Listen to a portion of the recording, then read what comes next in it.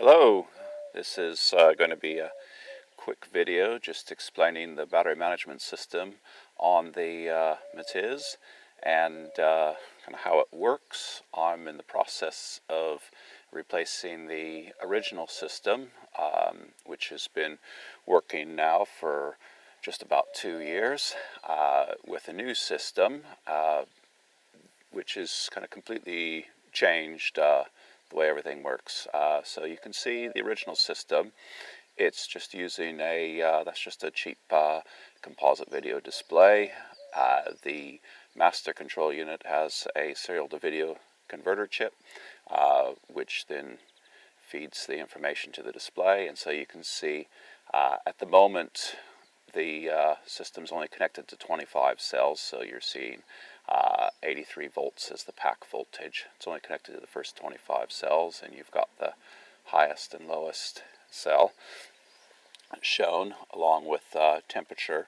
There's 2 temperature sensors connected, and there's also a current sensor connected to the traction pack. I've got the ignition switched on, so it's showing a small draw. And there's some other information down at the bottom. You can see the bottom of the display is a bit garbled, and that seems to be a temperature related issue, either with the serial to video chip or the cheap video display. It works in the summer when it's warm. It gives a good display, but obviously there's something just slightly marginal about one or the other, and they're not happy together. But let's power up the new version here, and you'll see this is connected to all 48 cells in the Matiz, and what we have is a live bar graph of all the cells, and we should see that it's nice to see that they're both showing just about the same voltages. They're within about 10 millivolts of each other. The new system on the left has a resolution of 10 millivolts. The old system has a resolution of 20 millivolts, so you're going to have some difference. They definitely work within 20 millivolts of each other. Let's see if I can blip the throttle. I'm in neutral here, and just see if we can see any, you can see the effect. The new system runs much quicker. It does several samples per second. The old system does 1 sample per second. But to be honest, 1 sample per second is perfectly fine. You don't need anything more than that. But you can just see how much quicker the new system responds. So this is using new circuit boards, which I'll show you in a minute. The biggest improvement was to get the communications from the slave circuit boards up to the master circuit boards to be more reliable.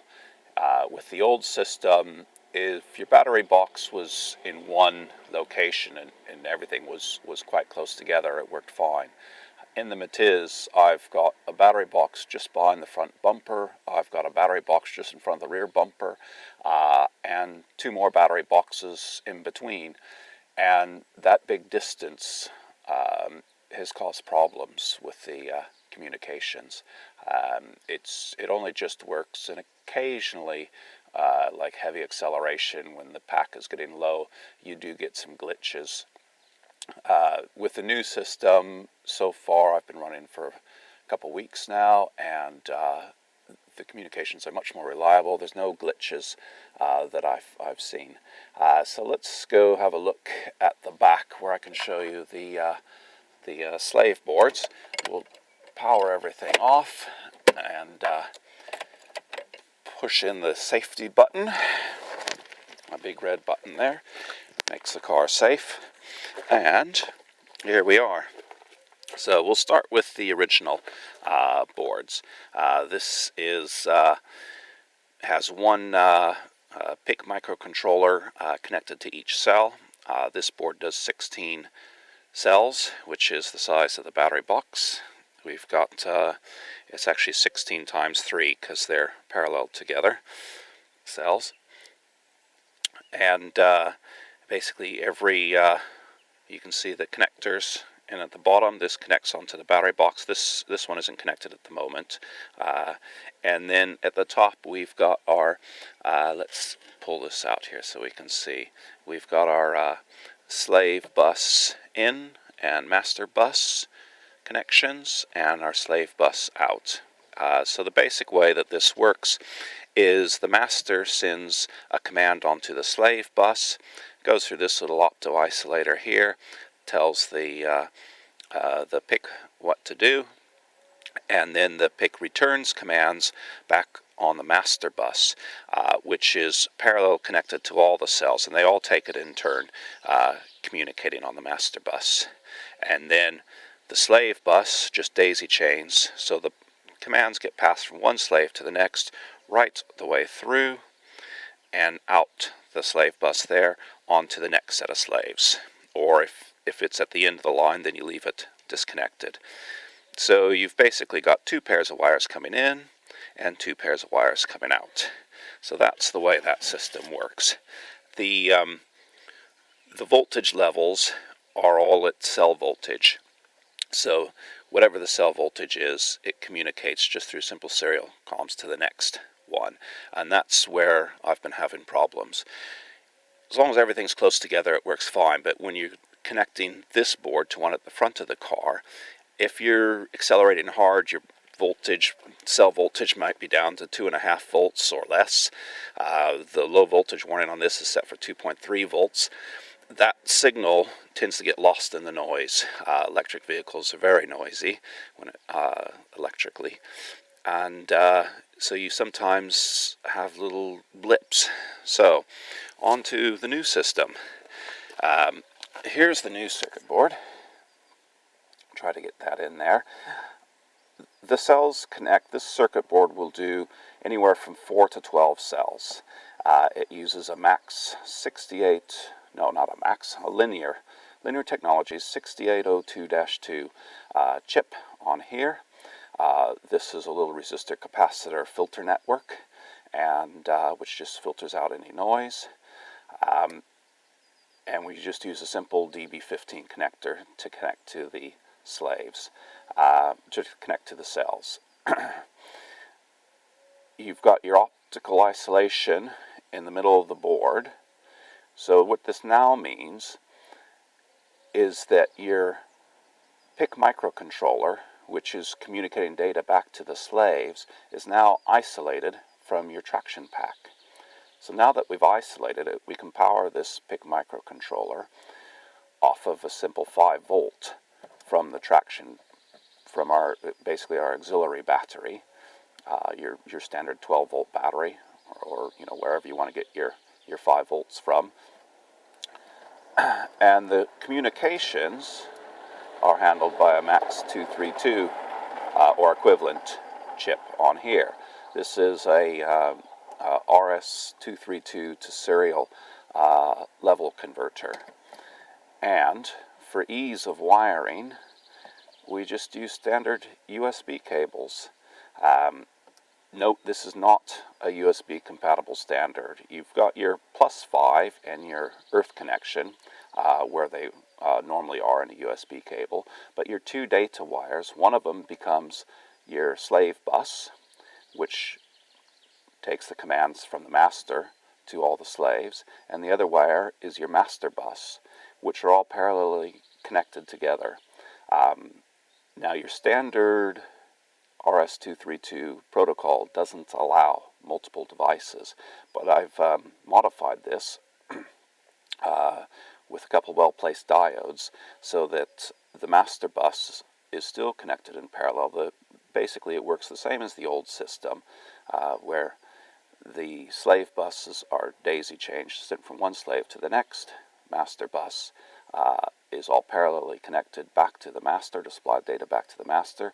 But because we're using this RS232 level converter, we now have signals, instead of 0 to 2.5 or 3 volts, we're now looking at signals from roughly -10 to +10 volts. So we've got a much higher, as much as a 20 volt difference between a 0 and a 1. And it's proven to be very reliable. So, to connect up, your little connectors at the back here, standard DB15 connector, that connects onto your pack here and goes to your cells. On the other end of it, you've got your standard USB cables.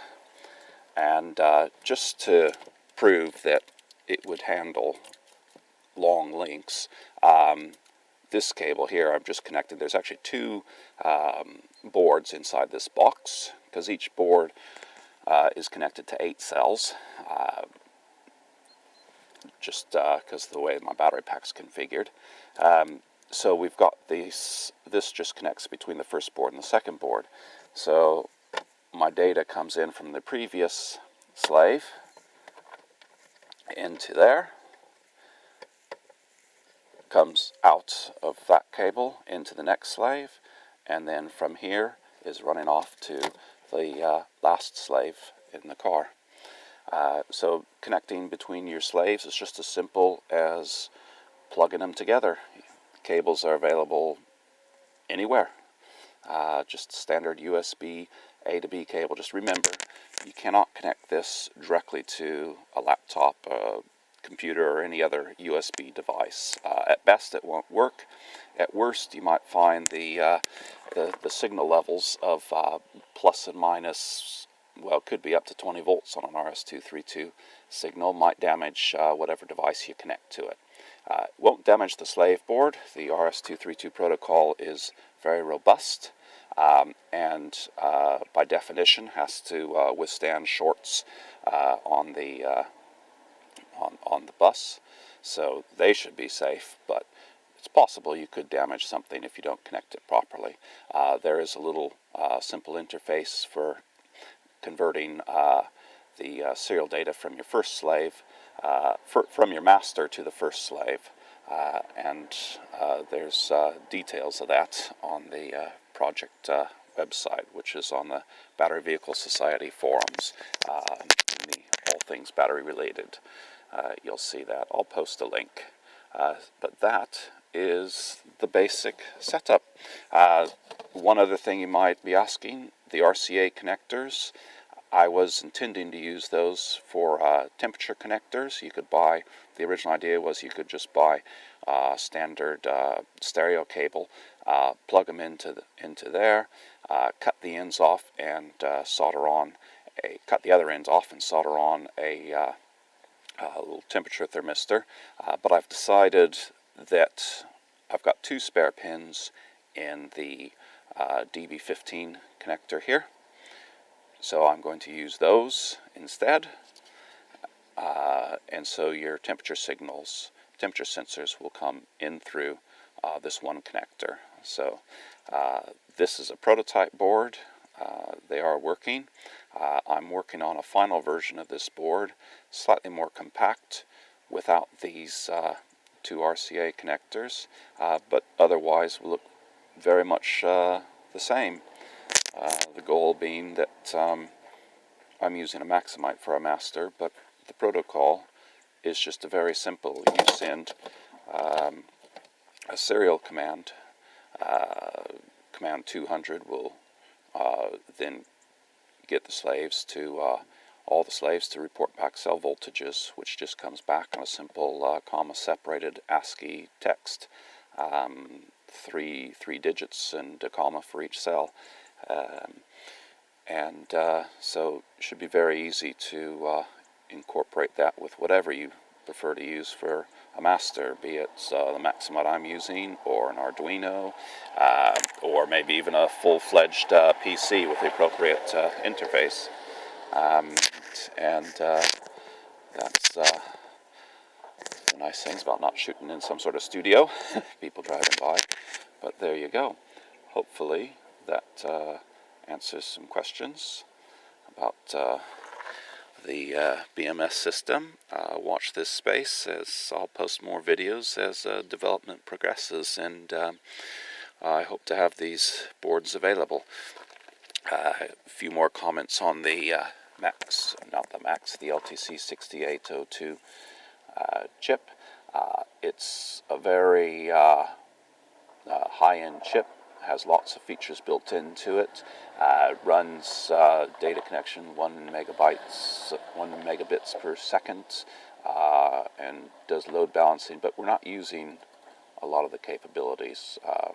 We're just, the baud rate at the moment for the serial is 9600, and that's about it. Bye now.